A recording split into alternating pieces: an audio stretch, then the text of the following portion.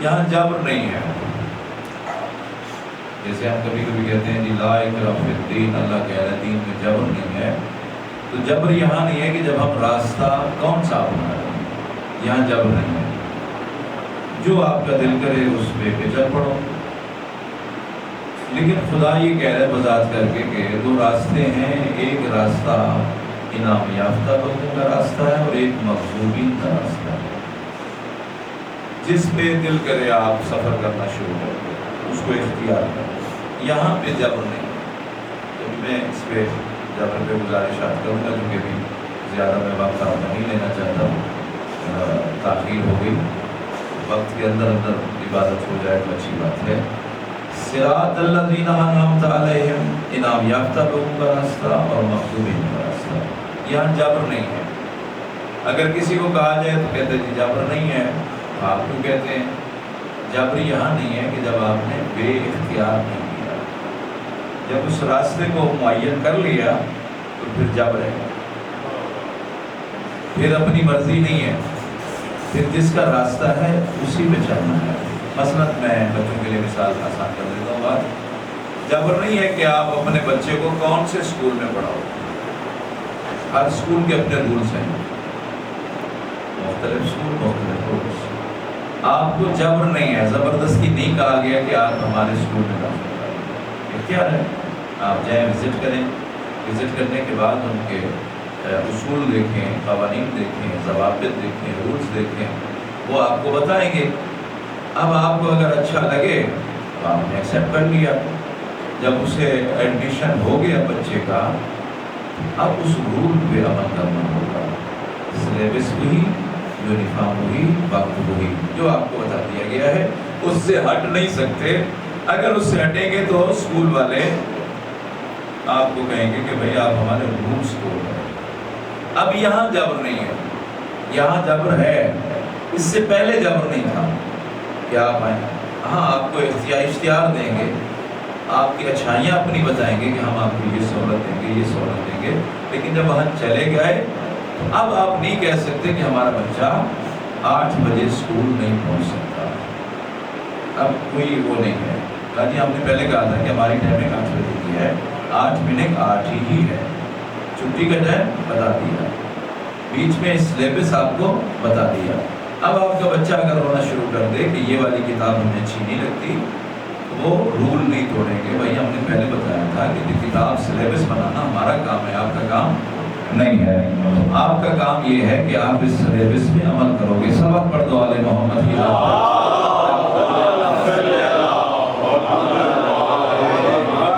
میری آپ تک پہنچ رہی ہے. میں اگر دماغوں میں بات بیٹھ جائے گی تو میں سمجھتا ہوں کہ کامیاب ترین مجلس ہوگی ہمارے بھائی صاحب. تمام بھی قبول ہو جائے گا. عجیب بات چھیڑ بیٹھا، اللہ کرے کہ نتیجہ کسی حد تک نکل آئے. اب یہاں جبر نہیں ہے آپ کو. لیکن جب آپ داخلہ کر چکے ہیں، اس کو ایکسیپٹ کر چکے ہیں، تو اب آپ کو مجبور ہیں آپ وہی کرنا ہے جو ان کے رولز ہیں. وقت وہی، سلیبس وہی، یونیفارم وہی، کلر اچھا لگے یا نہ لگے وہی پہن کے جانا ہے. اسی طرح جانا ہے، اسی وقت پہ جانا ہے اور وقت پہ آنا ہے. رولز کی خلاف ورزی کریں گے تو ہمیں نوٹس دیا جائے گا کہ آپ رولز کی خلاف ورزی کر رہے ہو. لہذا اگر پھر بھی آپ نہ سدھرے تو آپ کو خارج کر دیا جائے گا. بولے گا کہ آپ اس قابل نہیں ہو کہ آپ ہمارے اسکول میں پڑھ سکیں. ہم نہیں پڑھ سکتے، اس کالج میں نہیں پڑھ سکتے، اس ادارے میں نہیں پڑھ سکتے. اسے نکال دیا جائے گا. لیکن اگر عمل کریں گے تو ہمیں انعام دیا جائے گا، ہماری تعریف کی جائے گی، ہمیں ایکسیپٹ کیا جائے گا. بولیں گے بہت اچھا آدمی ہے اور اس کے ماں باپ بھی بہت اچھے ہیں، کہ جنہوں نے اس کا خاندان بھی بہت اچھا ہے جو رولز کی خلاف ورزی نہیں کرتا. اتنی بات اگر ذہن میں بیٹھ گئی بات آسان ہو گئی. کربلا جو ہماری دستگاہ ہے، کربلا جو مولا حسین نے اتنا بڑی قربانی دی ہے، اس کا مقصد کیا تھا؟ وہاں 2 راستوں کی وضاحت کرنی تھی. وہ جو 2 راستے سے، ایک مغضوبین کا راستہ، ایک انعام یافتہ لوگوں کا راستہ. تو یہ اسی کو وضاحت اور مضبوط ایسا کر دیا کہ واضح کر دیا کہ یہ نہ ڈھونڈتے رہو کہ مغضوبین کون ہیں، انعام یافتہ کون ہیں. تو کربلا میں یہ واضح ہو گیا 2 ہی راستے ہیں. ایک کا نام حسینی ہے، ایک کا نام یزیدی ہے. سب پڑھ دو آل محمد.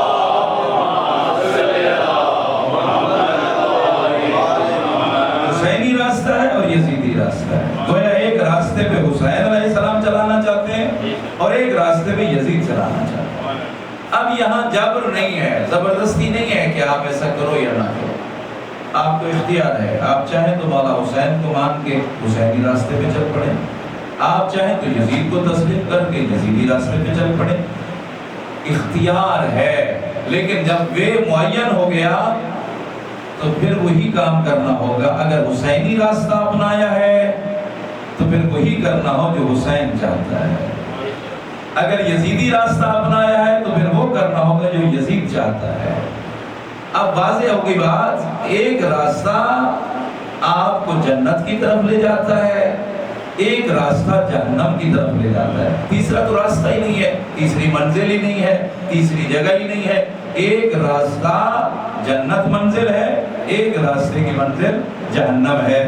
تو کربلا کے بعد تو یہ ساری چیزیں واضح کر دی مولا حسین نے، زمانے والوں یا حسینی ہو جاؤ یا یزیدی ہو جاؤ، صلوات پڑھ دو علیہ محمد۔ تو آج کی اس مجلس میں میں اپنے جوانوں کو خاص طور پہ، بزرگ تو میرے یہ ساری باتیں جانتے ہیں، جوانوں اور بچوں تک یہ دماغ میں بٹھانا چاہتا ہوں کہ جب حسینی راستہ اپنا لیا ہے تو اب اس پہ تجسس کرنا ہے کہ حسینی راستہ، اس کے روٹس کیا ہیں، حسین کیا چاہتے ہیں ہم سے۔ کیا میں نے کالا کپڑا پہن لیا تو میں حسینی ہو گیا؟ کیا میں نے سرے ماتم کر لیا تو میں حسینی ہو گیا؟ یہ ہمیں سوچنا ہے کہ ہم کس طرف جا رہے ہیں۔ تو جبھی تو قرآن بھی بار بار کہتا ہے اَیْنَ تَذْهَبُونَ، کہاں جا رہے ہو؟ جیسے باپ بچے سے پوچھتے ہیں کہاں جا رہے ہو؟ میں نے سبزی لینے بھیجا تھا، کہاں جا رہے ہو؟ میں نے اسکول بھیجا تھا، کہاں جا رہے ہو؟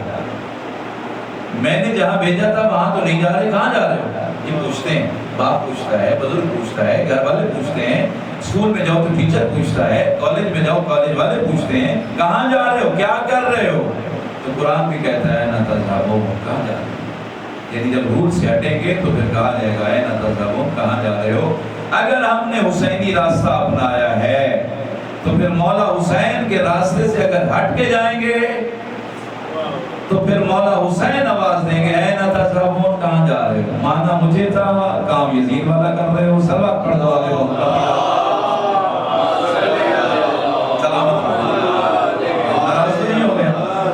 کیونکہ تھوڑی سی مزاج سے ہٹ کے بات ہو گئی، تو میں چاہتا ہوں کہ ایک بہت بڑے عظیم میسج ہے آپ کے دماغوں میں بیٹھ جائے۔ میرے بزرگ دعائیں دیں گے، یہ تو ساری جانتے ہیں ان چیزیں۔ اس وقت میرا جوان بگڑ رہا ہے، جوان کو راستہ حسینی بھول گیا ہے، اسے پتہ ہی نہیں ہے، معرفت نہیں ہے، شناخت نہیں ہے۔ بزرگ آدمی تو مجلس نظام فرش پہ بیٹھنا پسند کرتا ہے، جوان کو پسند نہیں ہے۔ وہ باہر تماشا بنا کے کھڑا رہے گا، گپ شپ لگائے گا، سگریٹ پیے گا، گفتگو کرے گا، دوسرے مسائل میں مصروف رہے گا۔ اس کا مطلب ہے کہ اسے معرفت نہیں ہے، شناخت نہیں ہے، پتہ ہی نہیں ہے اہمیت کا۔ چلے بچوں کے لیے ایک مثال دے دیتا ہوں حیدر بھائی، کہ بازار میں گیا، ایک چیز خرید کے لیے آیا، لوگوں نے کہا دماغ خراب ہے، اتنی مہنگی لے آئے ہو، اتنی مہنگی؟ تو پلٹ کے آپ کہتے ہو تمہیں کیا پتا اس کے فوائد کیا ہیں، مجھے اس سے زیادہ بھی قیمت دینی پڑتی تو میں دیتا۔ یعنی اس کا مطلب یہ ہوا، آسان ہوگی بات، جو فوائد نہیں جانتا، افادیت کا معلوم نہیں ہے، وہ دوسرے کو کہتے ہی پاگل ہے، اتنے پیسے دے کے آ گیا بلا وجہ، وقت بھی ضائع کیا اور پیسے زیادہ خرچ کر کے آ گیا، اسے معلوم ہی نہیں تھا۔ اس کا مطلب معرفت نہ ہو تو پھر زمانہ کہتا ہے یہ بے وقوف ہے، جسے معرفت ہو اسے کہتے ہیں بے وقوف ہے۔ اس کی میں اگر تاریخ میں مثال دے دوں، ایک شخص علی کا دیوانہ بغداد میں رہتا تھا، سارے بغداد والے اسے کہتے تھے یہ پاگل ہے، دیوانہ ہے، بے عقل ہے، لیکن وہ بے عقل جو ہے ایک گلی میں بیٹھ کر ایک دکان لگا دی، اس نے کہا جس کو جنت چاہیے وہ مجھ سے لے جائے۔ جسے زمانہ بے وقوف کہتا ہے وہ کہہ رہے آؤ ہم سے جنت لے جاؤ، تو زمانہ تو پریشان ہوگا، مرنے کے بعد جنت ملے گی، قیامت کے بعد جنت ملے گی، یہ زندگی میں دینا چاہتا ہے۔ اس کا مطلب ہے زمانہ جسے پاگل کہے، اللہ اگر وہ بغداد کی مٹی کو کہہ دے جنت ہے تو اللہ اس کو جنت بنا دیتا ہے۔ صلوات پڑھ دو آل محمد کی۔ اور دوسرا اگر دیوانہ ہو جائے تو اس کی دکان پہ علی بیٹھ کے اس کی کھجوریں بیچا کرتا ہے، بیسا میں تمار. آسان بات ہے. علی کو ہر ایک کی دکان پہ بیٹھے گا, وہاں بیٹھ کے لے جاؤ. دوسرے نے کہا جی ہو سکتا ہے علی کو یہ دھوکہ دے دیتے ہیں, غلط پیسے دے دیے, 2 نمبر دے دیے, ٹھیک نہیں تھے, کہ یہ پیسے ہیں کھجورے کا لے لو. کتنا سخی علی ہے, کتنے آپ خوش نصیب ہو, آپ کو ایسے کریم اور سخی ملے ہیں. اس زمانے میں کسی کے ایسے امام نہیں ہے. جس راستے کو ہم نے اپنایا ہوا ہے, انعام یافتہ لوگوں کا راستہ, کتنے کریم ہیں, کتنے سخی ہیں. وہ سامنے والا آ کے دھوکہ دے رہا ہے, کھوٹے پیسے دے رہا ہے, غلط پیسے دے رہا ہے. علی کہہ رہے لے جا کچھ ہے, تو تھوڑی دیتے نا. علی کہا نہیں, مرضی سے اٹھا لے. جو دشمن کو کہے مرضی سے اٹھا لے, جو دھوکے باز کو کہے مرضی سے اٹھا لے. آپ تو اسے مانتے ہو, آپ تو اسے تسلیم کرتے ہو. کہا لے جا, مرضی سے لے گیا. بڑا خوش تھا, علی کو دھوکہ دے آیا. محاسبہ کرنا ہے اس میرے جملے کا, بہت گہرا جملہ ہے. کہا دھوکہ دے کے آ رہا ہوں علی کو. بڑا خوش ہو کے گیا. جب گھر گیا کھجوریں کھولی تو اس میں سب میں کیڑے تھے, کھانے کے قابل نہیں تھی. جلدی سے بند کیا اور جلدی سے آیا. کیا علی عجیب کھجوریں بیچ رہے ہو, کیڑے والی؟ کہ جیسی نیت ہوگی ویسی کھجوریں ہوں گی. تو دھوکہ دے کے جا رہے تھے, 2 نمبر پیسے دیے, جعلی نوٹ, جعلی پیسہ دے کے گیا, کھوٹے دے کے گئے. کھوٹا دو گے تو پھر کھوٹا ہی ملے گا. اچھا کھجوریں دیکھو ٹھیک ہے, غلط ہے, ادھر جا کے کھولی تو کیڑا نہیں ہے, صاف ستھری ہے. تو پھر پتہ چلا کہ اگر علی کو کوئی دھوکہ دینا چاہے تو دھوکہ نہیں دے سکتا. تو بس یاد رکھیے گا, جب حسینی ہو گئے ہو تو یہ نہ سمجھنا کہ ہم فرش ادا پہ بیٹھ کر دھوکہ دیں گے, ہم یا حسین کی صدا بنا بلند کر کے دھوکہ دیں گے. نہ, دھوکہ دیا تو اپنے آپ کو دھوکہ دو گے. اپنے آپ کو کیسے دھوکہ؟ میں اس کی آسان مثال دے دیتا ہوں. بارش برستی ہے, رحمت ہے, بارش رحمت ہے. بارش کا قطرہ گندگی پہ برسے تو بدبو بڑھ جاتی ہے, پھول پہ برسے تو خوشبو بڑھ جاتی ہے. پھول پہ برسے گی خوشبو بڑھ جائے گی, گندگی پہ برسے گی بدبو بڑھ جائے گی. بس یاد رکھنا, حسین کو دھوکہ نہیں دے سکتے. فرش ادا پہ حسینی بن کے بیٹھو گے تو جو مانگو گے مل جائے گا, لیکن دھوکہ نہیں دے سکتے, غداری نہیں کر سکتے.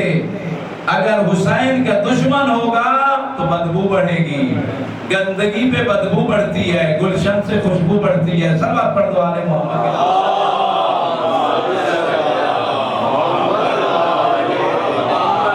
شبی کی مخصوص مجلس ہے تو ایک روایت نقل کرنا چاہتا ہوں, ضروری سمجھتا ہوں. علی کتنا کریم ہے. ایک اندھا بھوکا تھا اندھا, تو کسی نے کہہ دیا ادھر ادھر کیوں بھٹک رہا ہے. علی ایسا کریم ہے, ایسا سخی ہے, اس سے مانگو گے کم دے گا زیادہ, مانگو گے کم دے گا زیادہ. چلے ایک حدیث بھی نقل کر دیتا ہوں یہاں, اس واقعے کو آسانی ہو جائے گی, معراج ہو جائے گی. مولا کائنات امیر المومنین علی بن ابی طالب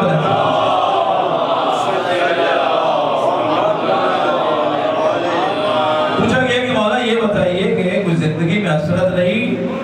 فرمایا 2 حسرت باقی ہیں. جتنا اللہ نے علم دیا تھا کسی نے سیکھا نہیں, جتنا اللہ نے سخی بنایا تھا کسی نے مانگا نہیں. بہت بڑا سخی علی. کتنا بڑا سخی ہے, ایک اشارہ دے رہا ہوں. اندھے نے کہا یا علی روٹی چاہیے. علی نے فوراً کمر سے کہا کمر سے روٹی دو. کمر نے کہا جی مولا روٹی تو دسترخوان میں ہے, تو دسترخوان دے دو. مولا دسترخوان اونٹ پہ ہے, کہ اونٹ دے دو.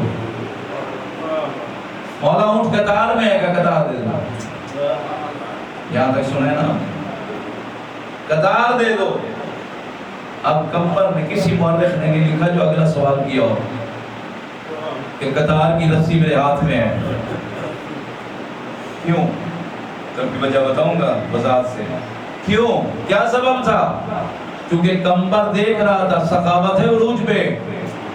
اگر میں نے کہا کہ رسی میرے ہاتھ میں ہے تو علی کہے گا تو بھی ساتھ جا. تو میں جانا نہیں چاہتا, میں علی کے ساتھ رہنا چاہتا ہوں. صلوات بھیجئے آل محمد.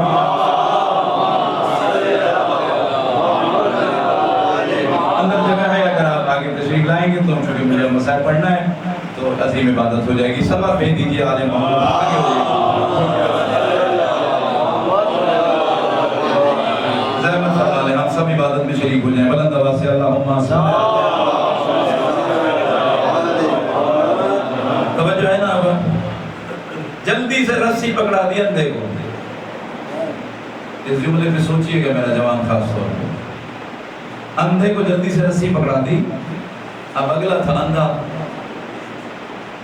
اس نے رسی دیکھی, ہاتھ سے مس کیا, شکوہ کر دیا. واہ یا علی, بڑی تعریف سنی تھی, مانگی روٹی ہے دی رسی.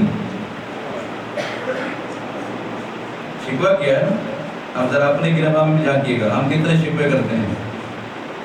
اپنے دماغ میں بھی ذرا سوچئے گا ہم کتنے شکوے کرتے ہیں. اندھا تھا, شکوہ کر دیا کہ یا علی عجیب بات ہے, مانگی روٹی دی رسی.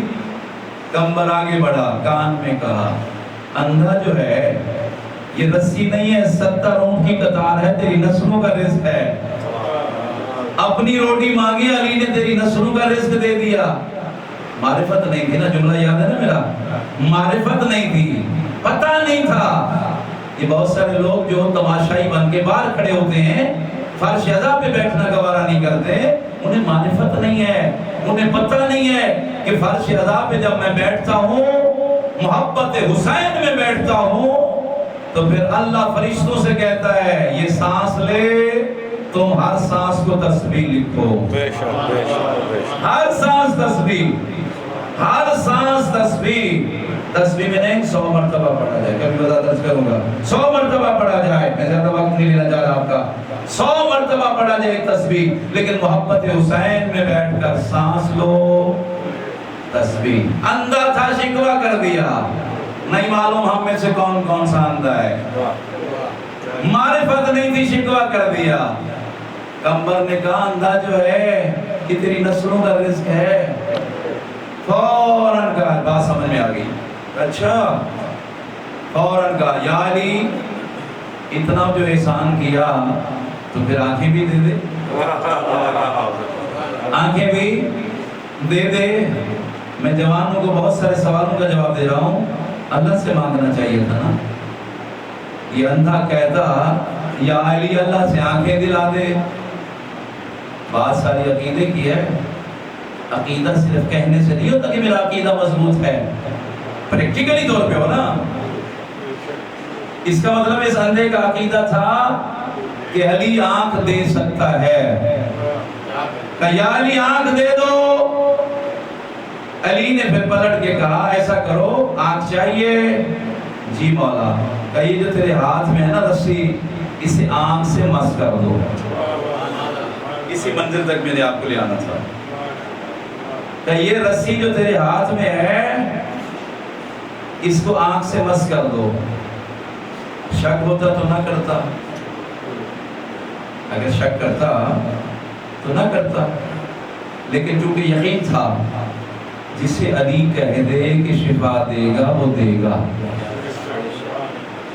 رسی کس کے ہاتھ میں تھی؟ کمبر کے ہاتھ میں. رسی تھی کمبر کے ہاتھ میں.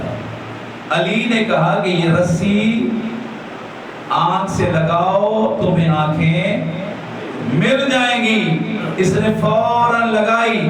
اس کا مطلب ہے کہ اگر علی کے کسی غلام کے ساتھ بھی کسی چیز سے مس ہو جائیں تو وہ بھی شفا دے دیتا ہے. زمانہ کہتا ہے, شبیہ خود بناتے ہو, کہتے ہو شفا ملے گی.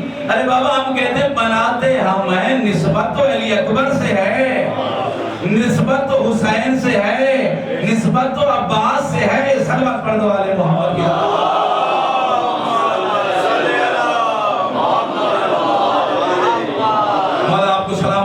اور ہم سب کے عقیدے جو ہے مضبوط ہوں۔ عقیدہ کسی پہ مسلط نہیں کیا جا سکتا۔ عقیدہ اپنا کتنا مضبوط ہے عقیدہ، کہہ رہے آنکھیں دے دو، شک نہیں کیا کہ یہ رسی آنکھ سے لگا لو، لگا لی تو شفا مل گئی۔ ہمیں بھی یقین ہونا چاہیے کہ جہاں ہم بیٹھے ہیں فرش عزا ہے، حیدر صاحب کا گھر ہے، لیکن اب اس وقت کیا ہے، فرش عزا ہے۔ اس سے پہلے مہمان بیٹھتے ہوں گے، لیکن اس وقت نسبت ہو گئی ہے فرش عزا سے۔ تو جو فرش عزا کی نسبت کہاں ہے؟ کربلا سے۔ تو حسین کیا فرماتے ہیں، جو کربلا میں آ گیا اس کی جنت کا میں حسین ضامن ہوں۔ حسین نے ضمانت لی ہے کہ ڈر رہے ہو، خوف ہے، چلے جاؤ، خوف ہے کیسے پہنچیں گے، پہنچا دیں گے، ڈر ہے جہنم جائیں گے، جنت لکھ کے دیتے ہیں، تمہارا آ جانا جنت ہے۔ کتنا خوش نصیب و شیعو کہ فرش عزا آپ کو ایسا ملا ہے۔ غریب ہوں، کربلا نہیں جا سکتا، نہیں جا سکتا، نہ جائے، تمہیں تو اللہ نے یہاں دے دی۔ یہ جہاں بھی عزا خانہ ہو، فرش عزا ہو، امام بارگاہ ہو، اس کی نسبت کربلا سے ہے۔ جب بھی فرش عزا پہ جاؤ یقین رکھو کہ میں کربلا میں ہوں، کربلا کا منظر لے آیا کرو۔ جب بھی نیاز کہو نا، نیاز، تو حسین کی بھوک کو یاد رکھا کرو۔ جب سبیل پیو، حسین اور حسین کے ماننے والوں شہداء کو ان کی پیاس کو یاد رکھا کرو۔ جب بھی سبیل پیو نا کسی جگہ سے بھی، تو فوراً کہا کرو حسین کتنا پیاسا تھا، لیکن اس کے ساتھ ساتھ ایک 6 مہینے کا بچہ کتنا پیاسا تھا۔ حسین کتنا مجبور تھا کہ علی اکبر جیسا جوان آ کے کہے بابا پانی چاہیے، تو حسین اگر اپنی زبان اس کے منہ میں رکھے، علی اکبر تڑپ کے کہے بابا آپ تو مجھ سے زیادہ پیاسے ہیں۔ کتنا مظلوم ہے حسین، کتنا سخی ہے حسین، کتنا کریم ہے حسین۔ زمانے میں گھوم کے دیکھو، میرے سامنے جو بیٹھے ہو مختلف ممالک میں بھی جاتے ہو، مختلف پاکستان کے حصوں میں جاتے ہو، میں بھی جاتا ہوں، لیکن حیرانگی ہوتی ہے، تعجب ہوتا ہے، سوچنے پہ عقل مجبور ہو جاتی ہے۔ اتنا ایک پیاسے کا کمال ہے کہ دنیا میں کسی کو پیاسا نہیں رہنے دیتا، دنیا میں کسی کو بھوکا نہیں رہنے دیتا۔ آج تک کسی نے شکایت کی، مجلس میں گیا تھا نیاز نہ ملی ہو، حد سے زیادہ مل جاتی ہے۔ قدر کیا کرو، شفا ہے، نیاز شفا ہے۔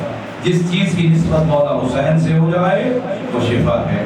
حسین نے کربلا کی زمین کو ایسا آباد کیا کہ وہ کربلا کی مٹی عام مٹی نہیں رہی، وہ خاک شفا ہے۔ شفا، مریض کھا لے شفا۔ میرے سامنے جو سائنس کے لوگ بیٹھے ہو، سائنس کے اسٹوڈنٹ بیٹھے ہو، سائنس پڑھے لکھے بیٹھے ہو، سائنسدان بولتا ہے، ڈاکٹرز بولتے ہیں مٹی کھانے سے انسان کو نقصان ہوتا ہے، پیٹ خراب ہو جاتا ہے، اندرونی بیماریاں ہو جاتی ہیں، لیکن حسین تیری عظمت کو سلام ہے، جس خاک کی نسبت آپ سے ہو جائے وہ نقصان نہیں دیتی بلکہ بیماریوں کو ختم کر دیتی ہے، بیماریوں کو شفا دیتی ہے۔ حسین نے دوستوں، میرے جوانوں بزرگوں، بہت بڑی قربانی دی ہے۔ میرے لیے پڑھنا آسان ہے، آپ کے لیے سننا آسان ہے۔ تابوت اس شہزادے کا بنایا گیا ہے جس کو حسین رات کو اٹھ کے چوما کرتے تھے۔ اللہ اکبر۔ میں دیکھ رہا تھا کہ نہ میں گود پھیلا کے بیٹھیے گا، علی اکبر کے صدقے میں صاحب خانہ کی دعائیں بھی قبول ہوں گی، میری ماں بہنیں بھی بیٹھی ہیں، آپ بھی جتنی دعائیں رکھتے ہو، میرے ذمہ بہت ساری دعائیں، اللہ شہزادے کے صدقے میں سب کی التجائیں قبول ہوں گی۔ اور ماتمی ازادار و غربت سادات میں گریہ کرنے والوں، اتنی محبت تھی۔ جو جوان بچوں کی اولاد تمہاری ہے نا، جوان ماں باپ بیٹھے ہیں، وہ بہتر سمجھتے ہوں گے کتنی محبت تھی حسین کو۔ تاریخ کہتی ہے رات کو اٹھ کے علی اکبر کو چوما کرتے تھے اور کہتے تھے خدایا तेरा शुक्र है तूने मुझे नाना मोहम्मद जैसा बेटा दिया है। जब मैं नाना को तसव्वुर करता हूँ तो अली अकबर को देखता हूँ, नाना की शिद्दत की प्यास बुझ जाती है, मुझे तसल्ली हो जाती है। वो मातमी अज़ादारों जो रात को उठ के चूमा करते थे, उस हुसैन ने कैसे बर्दाश्त किया होगा जब अली अकबर ने आके कहा बाबा मौत की इजाजत दो। अल्लाहु अकबर, मौत, लफ्ज़ मौत आया, लफ्ज़ मौत आया, हुसैन खामोशी सकता तारी हो गया, सर से लेकर पांव तक देखते रहे। अली अकबर फरमाते हैं बाबा बोलते क्यों नहीं? रो के फरमाते हैं अकबर काश आज तू मेरी जगह होता और मैं तेरी जगह होता। ये सवाल मैं करता। ऐसे हाथ उठा के आसमान की जानिब देख के फरमाते हैं रज़न बिक़ज़ाई व तस्लीमन लिअम्री, खुदाया मैं तेरे अम्र पे राजी हूँ, खुदाया मैं तेरे हुक्म पे राजी हूँ, तू राजी हो जा मेरा जवान मारा जाए, तू राजी हो जा अली अकबर चला जाए, लेकिन मेरा लाल जाओ जरूर, मेरी इजाजत है जाओ, लेकिन पहले उस माँ को एक सलाम कर दो जिसे जिंदगी गुजर गई, इस इंतजार में है कभी अली अकबर मुझे माँ कह के बुलाएगा। शहजादा चला, माँ लैला के दर खैमा पे आए, जैसे जो दोनों हाथ पेशानी पे रख के फरमाया अम्मा अली अकबर का सलाम। जैसे जो कुरान पढ़ रही थी कुरान बंद करके उठी, मेरा लाल किसने कहा मैं तेरी माँ हूँ? माँ मैं जानता हूँ तू ही तो मेरी माँ हकीकी है। पुत्री ज़ैनब तो पालने वाली माँ है, पुत्री ज़ैनब ने तो पाला है, जन्म देने वाली तो आप हैं। अम्मा आज सवाली बन के आया हूँ, आज फकीर बन के आया हूँ, आज मंगता बन के आया हूँ, इस इरादे से आया हूँ खाली नहीं लौटाओगी। माँ सलाम है ऐसी माँ को, 18 साल का बेटा जवान बेटा पहला और आखिरी सवाल करे माँ बाबा ने इजाजत दे दी है, आप भी मुझे मौत की इजाजत दें। मौत बाबा ने इजाजत दे दी, मेरा लाल बस मेरे सरदार ने इजाजत दे दी, मैं रोकती तो नहीं हूँ। जो जवान औलाद वाले बैठे हो, जिनकी जो साहिबान औलाद है वो मेरे जुमला बेहतर तरीके से समझेंगे। माँ की अजीब हसरत होती है, माँ जब बच्चा पैदा हो माँ बाप की हसरत हो जाती है, बच्चा बड़ा होगा फला खानदान में रिश्ता करेंगे, जवान होगा सेरे बांधेंगे, वलीमा करेंगे, बड़ी बड़ी हसरतें होती हैं। ये सारी हसरत माँ लैला की तो थी ना। माँ लैला ने आगे बढ़ के फरमाया मेरा लाल रोकती नहीं हूँ, लेकिन इतनी गुजारिश है माँ की एक हसरत तो पूरी कर दो। माँ हुक्म फरमाया एक मर्तबा मेरी गोद में अपना सर रख दो। माँ गोद में बच्चे लेटते हैं, मैं जवान हूँ, मेरा लाल जवान है तो ज़ैनब के लिए, मेरे लिए तो ऐसे जैसे आज पैदा हुआ है। माँ का हुक्म मान के साथ रख दिया। दूसरी हसरत माँ की एक और हसरत पूरी कर दो। माँ हुक्म फरमा मैं चाहती हूँ तुम्हें मौत का दुल्हा बना के भेजूं। जो अजीम इबादत है, अजीम इबादत के लिए आए हो, यकीनन सबकी अजीम इबादत है। मैं देख रहा हूँ हर आँख नम है, अजीम इबादत हो जाएगी, चंद मिनट की इबादत है, खत्म कर रहा हूँ। फरमाया माँ की हसरत पूरी कर दो। माँ हुक्म फरमा मैं चाहती हूँ तुम्हें मौत का दुल्हा बना के भेजो। माँ जैसे हुक्म हो, तमाम बीवियों को आवाज दिया, ज़ैनब, कुलसूम, लबाबा, सारी बीवियां मेरे खेमे में आओ, मैंने आज अकबर को मौत का दुल्हा बनाना है। रोने वालों लिबास पहनाया गया, हुसैन दरे खेमा पे देखते रहे। अली की बेटी फरमाती है शरीकतुल हुसैन, हुसैन अंदर आ जाइए, लिबास हमने पहनाया है, अमामा आप बंधवा दो। जवान औलाद वालों, मातमी अज़ादारों और गुरबत हुसैन पे गिरिया करने वालों, अल्लाह जाने क्या मंजर होगा, कैसा मंजर होगा। हुसैन आगे बढ़े, अमामा बंधवाना शुरू किया। हर लड़ पे पढ़ते रहे इन्ना लिल्लाह व इन्ना इलैहि राजिऊन, इन्ना लिल्लाह व इन्ना इलैहि राजिऊन। मातमियों अमामा तमाम हुआ। रब जाने बूढ़े बाप ने जवान बेटे को घोड़े पे सवार कैसे कराया, घोड़े पे सवार कराया। यूं कहा करता हूं अकबर नहीं, जैसे कोई जनाजा चल रहा हो। हालत क्या है खयाम में, कोई चूम रही है, कोई बीवी अकबर के पैर चूम रही है। छोटी औलाद वालों 4 साल सकीना, कद तो पहुंचता नहीं है, मदीने की तरफ देख के करती रो रो के कहती है सुरा इंतजार खत्म कर दो, अकबर मरने जा रहा है। आखिरी 2 मिनट की इबादत है, जिंदगी का भरोसा नहीं है। खुदा आपकी इबादत कबूल फरमाए। जितने मातमी अज़ादार बैठे हो, गुर्बत अली अकबर पे रोने वालों, अकबर चले आसानी से नहीं गए। उलमा फरमाते 1 मर्तबा नहीं, 2 मर्तबा नहीं, 26 मर्तबा हुसैन बुलाते रहे, अकबर आते रहे, रो के फरमाते हैं बाबा माँ के जख्मी पहलू का वास्ता मेहरबानी फरमाइया मुझे नहीं बुलाओगे। और जवानों मातमी हो, मेरे इमाम फरमाते हैं जाओ मेरा लाल अब मैं नहीं बुलाऊंगा। अकबर चले, चंद कदम जाना था, हुसैन ने तो नहीं बुलाया। फिजा ने आवाज दी मेरा लाल 1 मर्तबा रुक जा, अम्मा खैरियत है? फरमाया वापस बेशक ना, वहीं से जरा मुड़ के देख।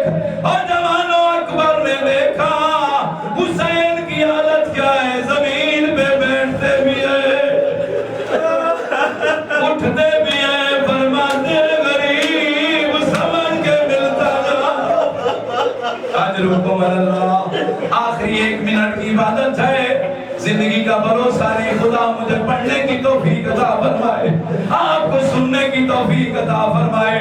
ज़ियारत आएगी, ज़ियारत करोगे, लेकिन 1 मिनट की इबादत है। मातमी अज़ादारो, अकबर चले, हुसैन ने तो आवाज नहीं दी, जो जवान भाइयों वाले बैठे हो, फिजा ने आवाज दी मेरा लाल 1 मर्तबा रुक जा, अम्मा खैरियत है?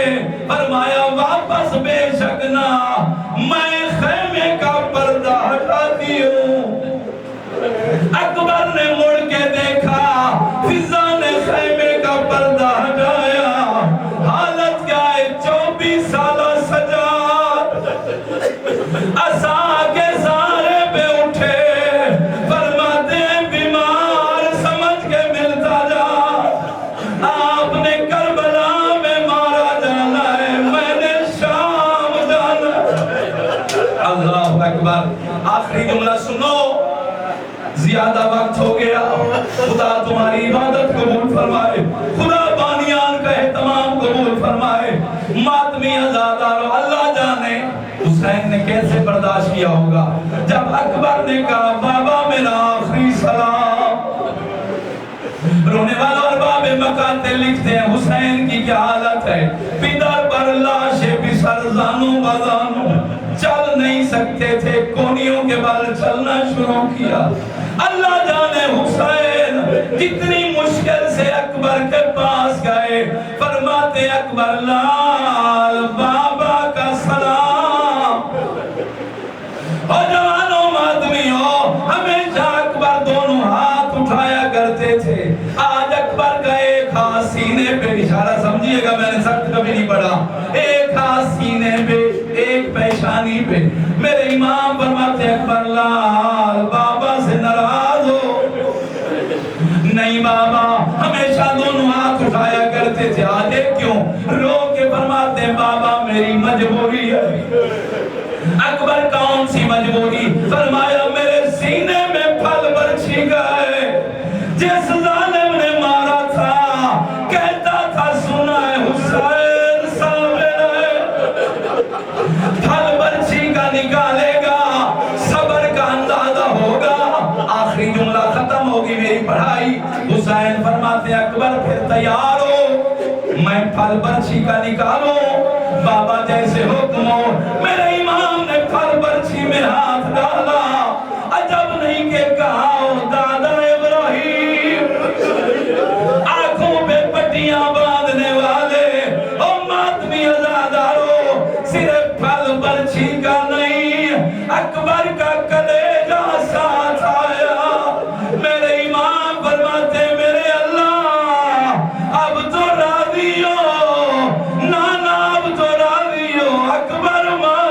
یا ماتم حسین